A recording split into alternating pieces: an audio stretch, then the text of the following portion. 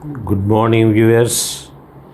Welcome to consumer shorthand classes. Get ready. 5 seconds. Start. Friends, I thank you very much for the kind reception given me this evening. The nation is passing through very difficult times.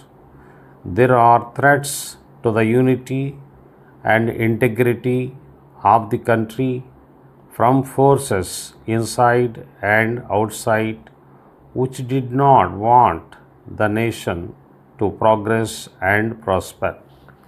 There is also a crisis of character resulting from the withering away of spiritual values and the consequent moral vacuum in public life. But the irony is that everyone thinks of changing the world, but no one thinks of changing himself. What is needed today is self-reform and moral and spiritual revolution in mind. Neither science nor politics could give man peace or happiness, joy or fulfillment. It is spiritual awareness alone that generates real peace and happiness.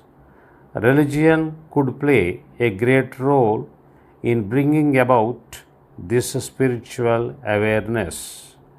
In my view, religion should be used to promote harmony and unity among the people of all classes and creeds.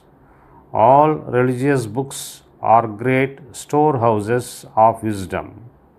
If the correct message of these scriptures is to reach our people, they must be interpreted by persons who are detached from this mundane world and who will be capable of looking at the world in the right perspective. They alone can bring harmony and brotherhood into the lives of the people. We must guard against those who use religion to promote division, discord, and disintegration. I have visited places of worship of all religions.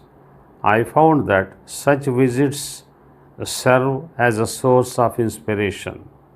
They strengthened my belief that religious reflection is always stimulated by the knowledge and friendship of others belonging to different religions. Some governors of this state in the past decade or so hailed from different religions. It may be a coincidence, but it is not without significance. We should be proud of this heritage. It should be our endeavor to preserve it and do all that is possible to enrich it. All religions preach love and harmony among the different sections of people. So, there is no room for anyone using religion to divide people and create disorders. With these few words, I conclude my inaugural address. Dear sirs, we have great pleasure in announcing to our esteemed customers and dealers that our new product has entered the market only recently after extensive research. As you are aware, there has been great demand for this type of medicine from various parts of the country. It is only after conducting extensive research in our computerized laboratory that this drug has been prepared and has been tested successfully. The various components of the medicine are so carefully mixed that it would give immediate relief to any patient. We would further mention that this drug has been used in the local hospitals by various medical practitioners, and we are receiving reports that they found the results very encouraging. We are sure our local dealer must have approached you with a sample of our newly introduced drug. We hope that you will find the drug very useful and effective in treating the patients. Our dealer must have also informed you of the competitive price fixed for this drug after careful study of the market.